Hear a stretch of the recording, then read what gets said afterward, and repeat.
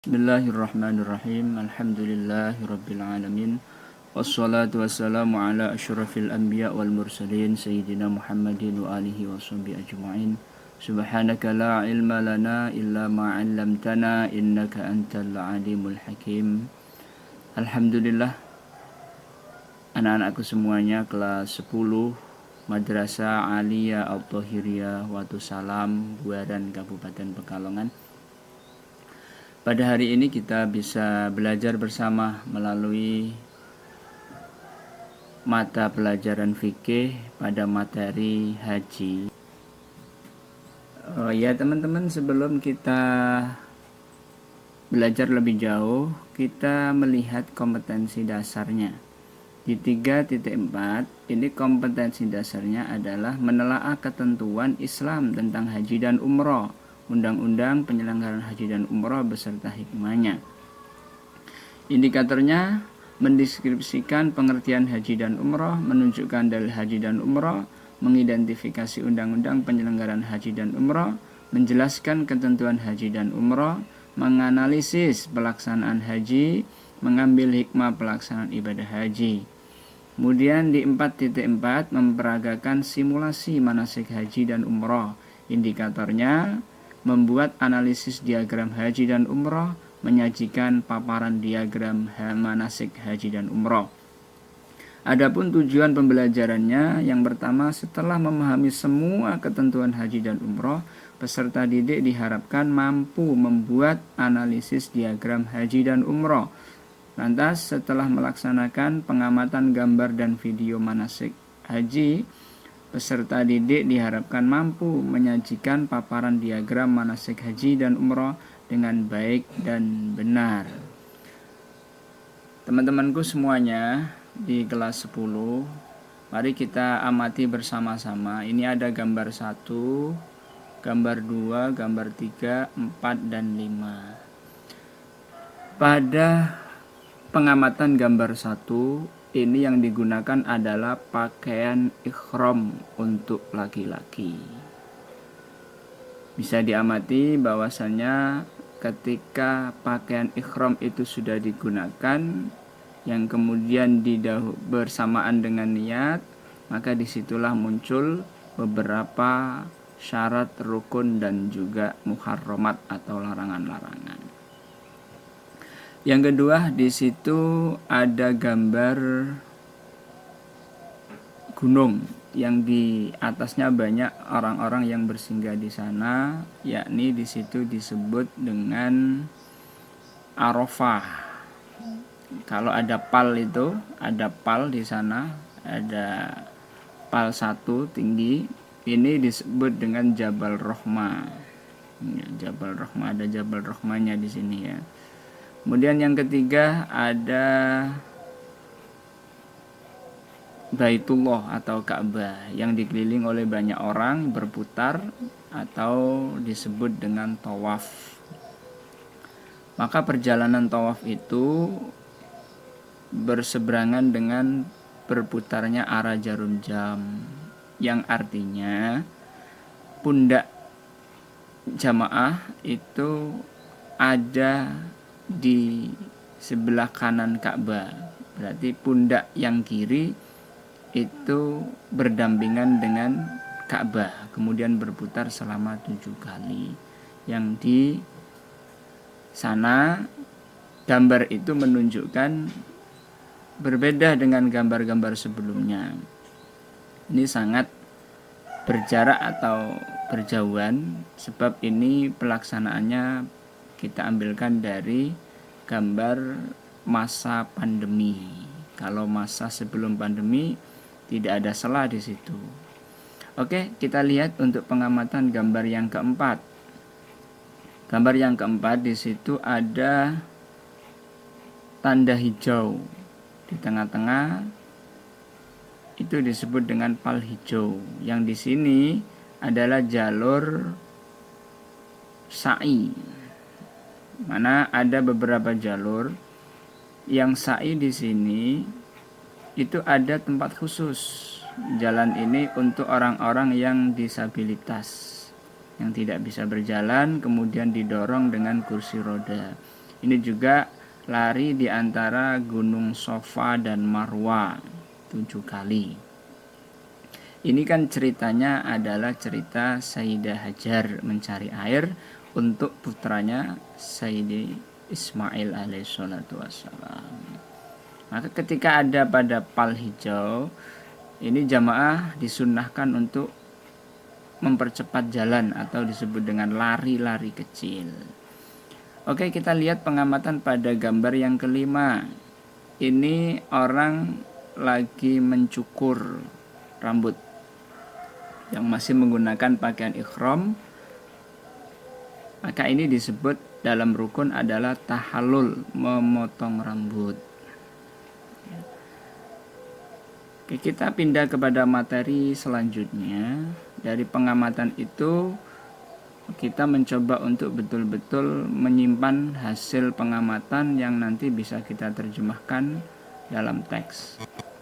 Untuk pembelajarannya nanti kita bahas macam-macam pelaksanaan haji. Kemudian yang kedua tata cara haji, tata cara pelaksanaan haji.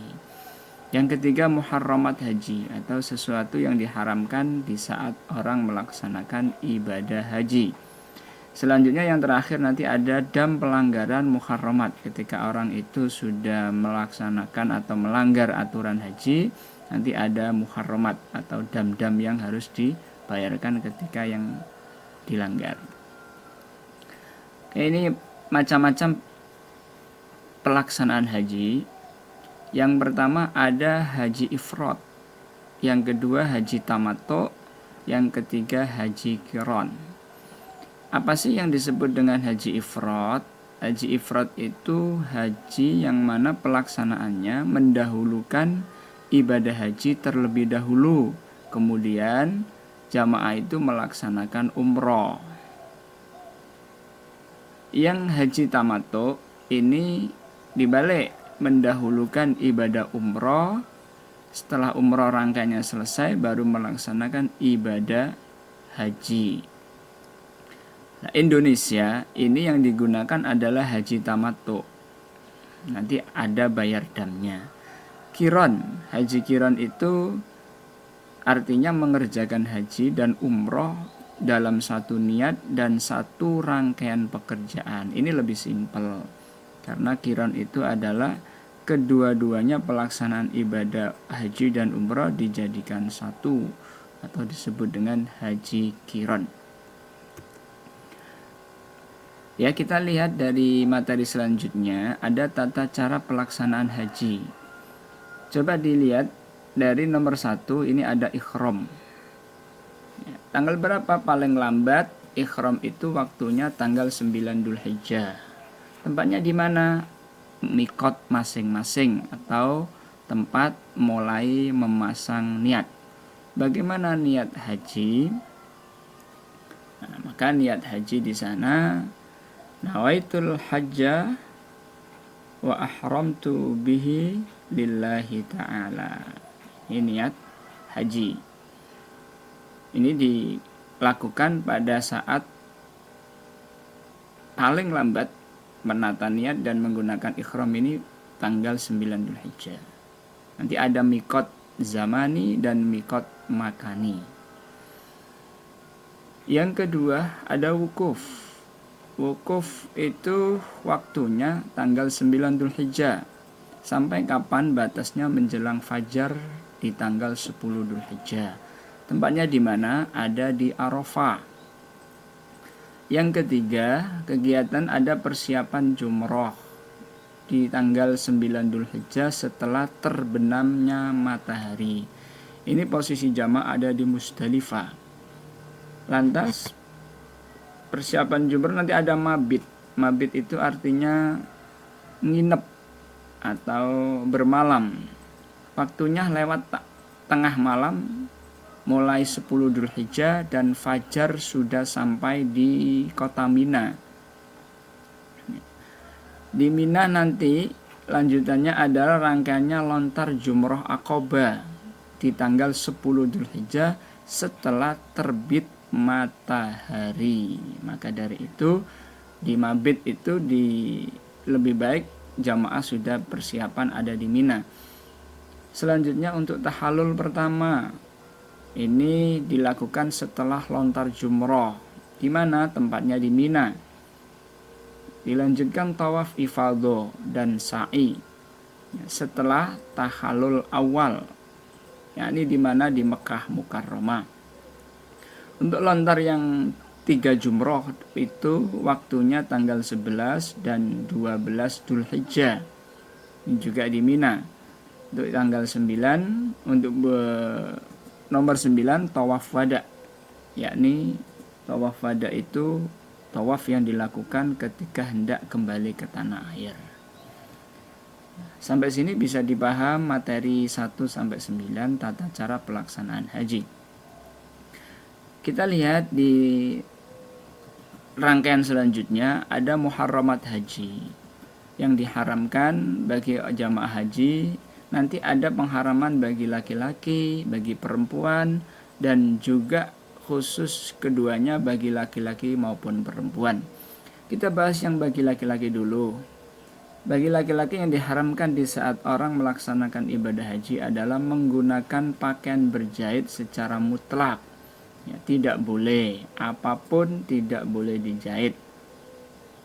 Yang kedua, menutup kepala dengan apapun, ya, dengan topi, dengan kopiah, dengan plastik, ya, ini tidak diperbolehkan. Laki-laki kemudian memakai sepatu yang menutupi mata kaki, ini juga tidak diperbolehkan. Kalau bagi perempuan kita lihat, dilarangnya apa? Berkaos tangan, menutup tangan, ini tidak boleh. Kemudian yang kedua, menutup muka atau menggunakan cadar. Maka kalau perempuan pakaian berjahit bisa, menutup kepala bisa, ya, dengan payung, ya. Ada beberapa pendapat ulama menutup kepala itu kalau tidak nempel di kepala boleh, berarti seperti payung. Oke teman-teman, kita lihat pada larangan laki-laki maupun perempuan. Untuk laki-laki dan perempuan, ya ini berlaku keduanya, memotong dan mencabut kuku, ini dilarang.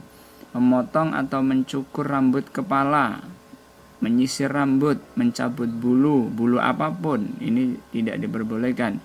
Memakai wangi-wangian, jenisnya wangi-wangian apapun. Membunuh atau memburu binatang yang ada di Mekah, yang di tanah suci. Melangsungkan pernikahan, ini baik jadi wali maupun yang dinikahkan. Melakukan hubungan suami istri meskipun itu sudah sah menjadi istrinya, ini juga tidak diperbolehkan ketika masih dalam keadaan melaksanakan ibadah rukun dan syarat-syarat yang dilakukan pada haji. Berkelahi, kemudian mencabut atau memotong rumput dan tanaman yang ada di Mekah. Ini laki-laki perempuan tidak diperbolehkan. Adapun jenis pelanggaran dan ketentuan dam. Yang pertama, jenis pelanggaran modelnya mencukur rambut, kemudian memotong kuku, memakai pakaian berjahit, memakai wangi-wangian, berhubungan suami istri setelah tahallul yang pertama. Ini jamaah yang kena pelanggaran boleh memilih. Yang pertama pilihannya menyembelih seekor kambing. Yang kedua puasa 3 hari. Yang ketiga memberi makan 60 orang miskin. Dari jenis pelanggaran ini bisa dipilih sesuai dengan kekuatan. Kalau bisa ya jangan melanggar. Kemudian jenis pelanggaran berhubungan suami istri sebelum tahallul pertama. Ini adalah larangan yang dapat membatalkan haji, ya. Kalau belum tahallul sudah melaksanakan hubungan suami istri, ini menjadikan hajinya batal. Apa ketentuan damnya? Menyembelih seekor unta, kalau tidak mampu 7 ekor kambing. Rangkaian jenis pelanggaran memburu dan membunuh binatang liar yang ada di tanah suci. Apa ketentuan damnya? Menyembelih hewan berupa onta, sapi atau kambing yang sebanding dengan hewan yang itu kita rangkai dalam gambar teman-teman, tadi video ya. Kita amati lagi ini pelaksanaan ibadah haji. Yang pertama gambarnya menunjukkan mikot. Mikot ini jamaah haji tiba di Mekah, bersiap untuk melaksanakan umroh atau haji, atau umrah terlebih dahulu dengan menggunakan pakaian ihram, tergantung dia masuk bagian dari haji ifrad, haji qiran atau haji tamattu. Kalau tamattu berarti ini adalah ihramnya umrah terlebih dahulu. Kemudian yang kedua, tawaf qudum. Tawaf qudum itu mengelilingi Ka'bah sebanyak 7 kali, diawali dan diakhiri dari Hajar Aswad. Kemudian sa'i, berjalan atau berlari-lari kecil di antara Bukit Shafa dan Marwah sebanyak 7 kali. Lantas jamaah itu menuju Mina dan berniat untuk melaksanakan haji. Sampai di Mina nanti itu melaksanakan selanjutnya adalah wukuf. Wukuf seluruh jamaah haji berkumpul di Bukit Arafah pada 9 Dzulhijjah untuk melaksanakan wukuf yang merupakan puncak dari ibadah haji.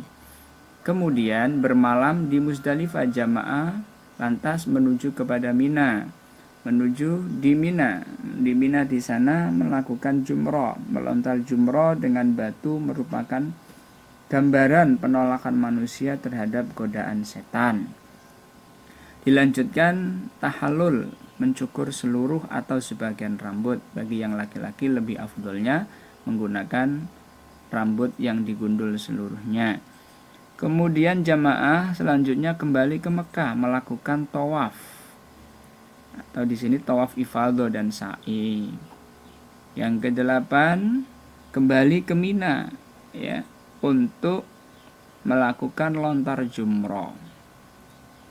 Setelah sudah dilakukan 3 jumrah itu, lantas jamaah melakukan tawaf perpisahan wada atau tawaf wada sebelum mengakhiri pelaksanaan ibadah haji, berarti kembali ke Mekah.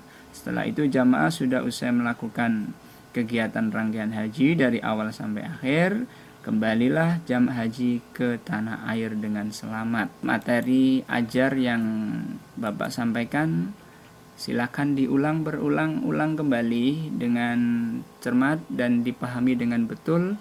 Semoga materi ini menambah wawasan, menambah pengetahuan, dan bisa memberikan kemanfaatan buat teman-teman belajar mata pelajaran fikih di subtema manasik haji. Saya undur diri. Assalamualaikum warahmatullahi wabarakatuh.